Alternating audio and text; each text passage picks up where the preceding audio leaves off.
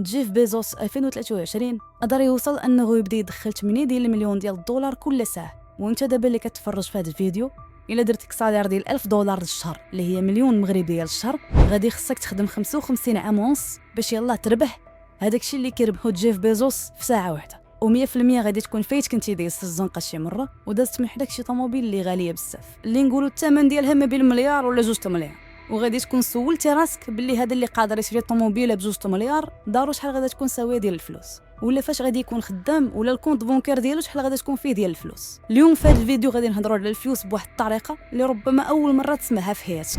داكشي علاش بغيتك تركز معايا مزيان، حيت المعلومات اللي غادي نقول لك خطيره بزاف وما كنظنش انك فايت سمعتيهم من قبل. فاش كتسمع باللي واحد الانسان في ساعه قدر يدخل المدخول اللي انت خصك 55 عام من حياتك باش تدخلو، كتبدا تفقد شويه الامل، كتبدا تقول ربما انا ما مديورش لهداك الشيء، ولا ربما هذوك الناس اذكياء بزاف، ولا كيتاجروا في شي حاجه اللي ممنوعه، ولا كيديروا الحرام. كتبقى تلقى الاعذار لراسك وليهم في نفس الوقت. والحاجه اللي انت ما عارفهاش ولا ما قراوها لا ليك لا ليا في المدرسه، واللي هي كيفاش دير الفلوس، وفاش تبدا دير الفلوس كيفاش هادوك الفلوس دير بهم فلوس اخرين. تربينا على ديك الفكره ديال ان الناس اللي اليوم عندهم الفلوس هما لاباس عليهم حيت والديهم كانوا عندهم الفلوس. وحتى هذاك الانسان اللي خارج من المحيط ديالنا ونفس الظروف اللي عايشين فيهم حتى حنا، فاش كيدير الفلوس اول حاجه كطيح لينا في بالنا كنقولوا بلي هذا السيد مشى كيبيع ويشري في الممنوعات، ولا كيدير شي حاجه اللي غير قانوني. حيت للاسف المحيط اللي كبرنا فيه خلانا نامنوا باللي الا كنتي فقير في الصور ديالك مستحيل انه تولي لاباس عليك وحدني.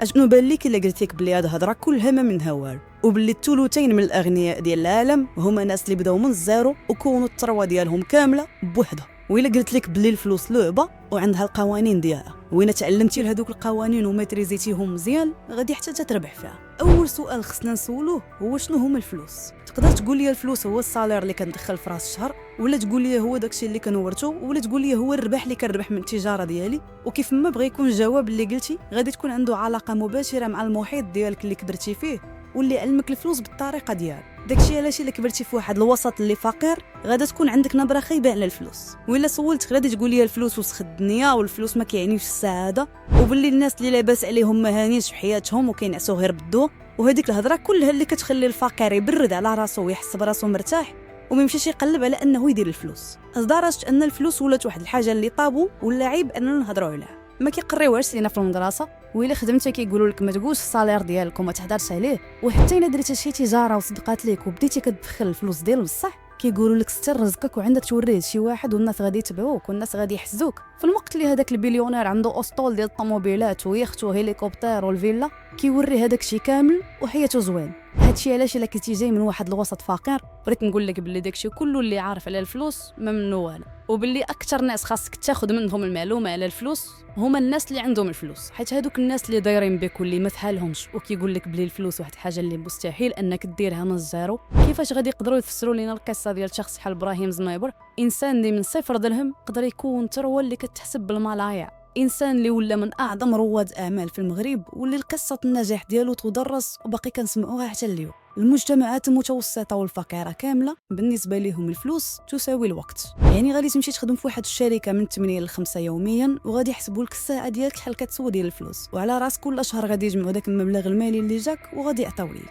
ولكن هذه المعادله المشكل ديالها كيف ما قلنا في الاول، خاصك تجمع الصالير ديالك لمده 55 عام باش يلاه توصل لهداك الشيء اللي دخل جيف بيزوس في ساعه. يعني هاد السيد هذا كيدير شي حاجه مختلفه على داكشي اللي بني، حيت كون كان حتى هو كيبيع وقته الساعه مستحيل انه يوصل لهاد المبالغ اللي دوينا عليها. كيف ما كنعرفوا كاملين كاينه واحد المساله سميتها العرض والطلب. قد ما كانت واحد الحاجه قليله والطلب عليها كثير قد ما القيمه ديالها والثمن ديالها كيطلع، وقد ما كانت واحد الحاجه موجوده وما عليهاش الطلب بزاف قد ما القيمه والثمن ديالها كيطيح. داكشي علاش مثلا دابا الا حسبينا مثال رونالدو من نهار بدا الكره لدابا غادي نلقاوه كيربح مبالغ خياليه، في الوقت اللي مثلا اللاعب ديال التنس مابام اللي كتعرفوه كاملين حتى هو كيربح الفلوس ولكن ماشي قدوما. ها انا عطيتك دابا جوج امثله رياضيين وبجوجهم من اشهر الاسماء ومن احسن الاسماء اللي لعبوا في هذا الرياضات، ولكن هذا الشيء اللي كيدخل مابام ماشي حتى 21 في داكشي اللي كيدخل رونالدو. وهنا غادي نرجعوا للقيمه ديال كل واحد. كره القدم واحد الرياضه اللي عندها شعبيه كبيره بزاف، وهذا الشيء اللي خلى رونالدو بما انه كيلعب مزيان تكون عنده واحد الشعبيه كبيره حتى هو ويكون مشهور في العالم كامل، في الوقت اللي التنس اقل شعبيه من كره القدم. داكشي علاش نظروه كيلعب التنس مزيان الناس اللي متبعيني اقل بزاف من الناس اللي متبعين رونالدو، وهادشي اللي كيفسر لينا علاش رونالدو كيتفوز بزاف د المرات اكثر من نادال، واخا بجوجهم واعرين في الرياضه ديالو، بزنسهم كيترينيو مزيان وفوزهم مشهور. ودابا هاد الهضره اللي قلناها نفقوها علينا حنايا. هذاك السيد اللي كيبخل 8 ديال المليون ديال الدولار في الساعه، القيمه ديال هذاك الشيء اللي كيبير غادا تكون طالعه بزاف وما يمكنش بها واحد اخر. في الوقت اللي هذاك السيد اللي خدام 100 درهم للساعه ولا واحد 3000 درهم الشهر غادي يكون خدام بشي خدمه ما عندها حتى شي قيمه، والمهاره اللي كيبير كلشي يعرف يديرها. من غدا نحيدو ونجيبو واحد اخر في بلاصتو غادي يدير نفس الخدمه. وهذا الشيء اللي كيخلينا نفهموا ان الفلوس ما عندها حتى شي علاقه بالجهد ديالك. حيت اللاعب مثلا كيلعب في الدوري الانجليزي كياخذ ملايين الدولارات في العام، راه كيمارس نفس الرياضه وكيدير نفس الجهد بحال واحد عندنا مثلا في الهوات ما كياخذش حتى 1000 درهم مؤدب في الشهر، ولا مثلا واحد السيد كيهز ماكوك في المصا ما كيصورش حتى 100 درهم مؤدب في النهار، راه كيدير الجهد اكثر من واحد المحامي ولا واحد القابل اللي غير جالس في البيرو ديالو، في الوقت اللي هذا الاخر كيتخلص اضعاف المرات اكثر من هذاك السيد الاول. بالنسبه لينا عندنا في راسنا واحد الفكره ديال قدمنا خدمت كثر قدمنا تنبثي فلوس كثر، في الوقت اللي الاغنياء واصحاب الملايا عارفين بان الفلوس ما عندها حتى علاقه بالوقت. وبالنسبه لي هو الحاجه المثاليه اللي كيبير واللي كتدخل ليه فلوس بزاف هو انه يحتفظ بالوقت ديالو ليه يبير فيه اللي بغا، يمشي يتريني ولا يتعلم شي حاجه جديده، وفي بلاصه ما يخدم هو بيدي كيشري الوقت ديالك انت. داكشي علاش كيخدمك عنده 8 سوايع في النهار، ولا كيدير شركه فيها 40 موظف وكل واحد منهم شاري منه 8 سوايع في النهار. يعني هاد السيده هو شايط وقته كيدير فيه اللي بغا، في نفس الوقت واخد 40 واحد كل واحد شاري من عنده 8 سوايع في النهار. يعني في النهار بلا ما يضيع وقته وهو شاري 22 ساعه اخرى من عند الناس كيخدموا ليه فين اضرب بها. وهذا الشيء اللي كيخلي نهار ديال هذاك السيد كيساوي 40 يوم ديال الانسان العادي. وهنا عطينا مثال غير بشركه خدامين فيها 40 واحد، في الوقت اللي هذوك الناس اللي لاباس عليهم قادرين انهم يديروا عده شركات ويخدموا الالاف ديال الناس. يعني النهار ديالك انت اللي فيها 24 ساعه، بالنسبه لهذاك السيد اللي لاباس عليه واللي مخدم الناس بزاف تقدر النهار ديالو تكون فيه حتى 2000 ولا 3000 ساعه. وهذا الشيء اللي كيخليك في الوقت انت كتبخل 200 درهم في النهار هو كيبخل مليار، ولكن ها كتولي خدام بالقيمه ديالك وكتولي عندك واحد المكان اللي ما يمكنش يدبلوك ولا حتى بلاصتك واحد اخر. هنا خدمتك ما كتبقاش عندها علاقه بالوقت وكتولي تدخل فلوس كثر. وكاينه التجاره وهي بكلين اللي كيهضر عليها. التجاره حتى هي قادره انها تفك لك الارتباط ديال الفلوس مع الوقت. نضربوا مثلا مثال بالحلاق. الحلاق عنده 8 سوايع تخدمها في النهار، نقولوا كل راف كيدوز ليه نص ساعه. الا كان البحال عامر والكليان كاينين واخا ما نعرف اشنو يدير مستحيل انه يفوت 16 راس النهار. الا قلنا مثلا الانسان كيحسن عنده 50 درهم، يعني 800 درهم ديالو في النهار مستحيل انه يفوتها حيت عنده 300 سوايع تفهم. في الوقت ديال التجاره لا، عندي مثلا هذه كنبيع 100 درهم، الا دعت منها 1000 وحده في النهار غادي نكون دخلت 10 مليون في نهار واحد، وتقدر هذيك 1000 بيضه تبيعها في ساعه وتكون دخلتي 10 مليون في ساعه. هادشي علاش التجار الاغلبيه ديالهم كتكون لعبه عليهم، حيت بالنسبه لهم حتى هما الفلوس ما عندهاش علاقه بالوقت. وهذه هي اهم قاعده اللي خصك تخليها في راسك دائما. ما حد الفلوس اللي انت كتدخل عندهم علاقه بالوقت، يعني نعمرك ما غادي دير الفلوس بزاف. والنهار اللي كتدخل شي مجال اللي فيه الفلوس ما عندهاش علاقه بالوقت، تما فين تقدر دير الفلوس بزاف. دابا سمعتي الهضره كامله اللي قلت لك غادي تكون تحمستي، ولكن في نفس الوقت كتسول راسك غادي انت دابا كتقولها انا عرفت هذا الشيء كامل ولكن ما عندي حتى ريال، وفي نفس الوقت ما عارفش منين نبدا. داكشي علاش بما انني حتى انا جاي من طبقه فقيره ولا متوسطه وكنت كنفكر في حالك، والحمد لله هنا لي الله وبدي التفكير ديالي ومنها تبدي التفكير ديالي وكيفاش كنشوف امور حياتي كلها تبدلات. داكشي علاش غادي نعاونك دابا بواحد الخطوات عمليه اللي الا درتيها مستحيل انه يبقى عندك شي مشكل مع الفلوس.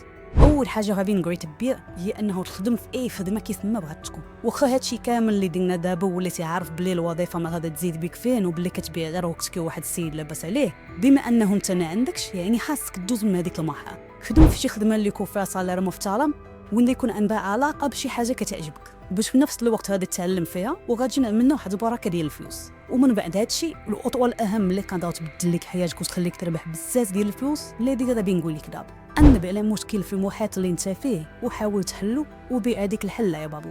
شوف انا عارف بلا الهضره اللي كنقول لك دابا ماشي سهله وكون كانت سهله كره كلشي بارها وكلشي دابا لاباس عليه، ولكن الا كنتي بصح باغي دير الفلوس وبصح باغي تبدل راه هذه هي الطريقه الوحيده اللي عندك. جاي من محيط فكر يعني ان والديك ماشي لاباس عليهم، انت ماشي لاباس عليك وما عندكش شي راس لنا كبير باش دير شي بروجي ولا شي حاجه، يعني الحل الوحيد يبقى عندك هو انه تكون عندك واحد القيمه كبيره وتجيب واحد لا سوليسيون ولا واحد الحل اللي الناس محتاجين. هذاك الحل اللي غادي تجيب غادي تبيعه للناس ولا تكريه ليهم وهذوك الفلوس اللي غادي تدخل غادي ديرهم كراس المال وبهم غادي تبدا حياتك نحو المقاول. نعطيكم غير مثال بسيط، ديروا واحد السيف ابا كتهضر ومشحد ليه. واحد الولد باقي جن عايش واحد الحي اللي فيه بزاف ديال لف ماك الماكله. هاد الولد لاحظ باللي هادوك لف ماك كيعانيو باش انهم يلقاو البابا ويجيبوها ويقطعوها ويصايبوا بها الفريز. هذا هو المشكل، ناض هو القضيه الحل. شرينا كاينه كتقطع وكتمكي البطاطا وبدا كيمشي يشري كميه كبيره ديال البطاطا كيجيبها نقول الكراج، كينقيها وكيقطعها وكيديرها في بلاستيكات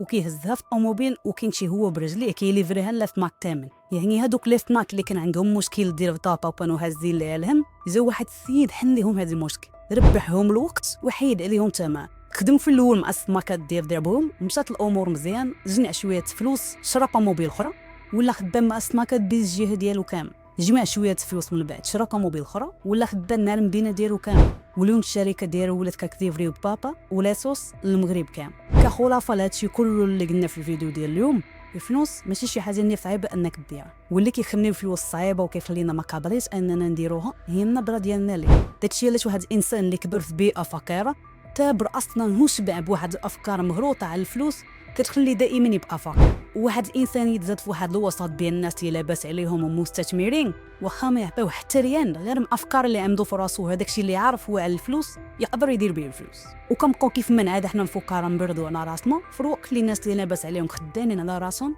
وكيتزادوا طلاق. حاول تنتصب الهضره ديالي قدر الامكان في هذا الفيديو باش قد ما كان العمر ديالك تستافد من المعلومات اللي قلت فيه. الا وصلتي في الفيديو حتى لهنا ما تنساش دير معك واحد لايك سبسكرايب وتفعل الجرس، ولا كيعجبك هذا النوع ديال المحتوى دخل عندي القناه غادي تلقى فيديوهات اللي غادي يبدلوا لك حياتك. كان معكم ديوان زيد تغلو.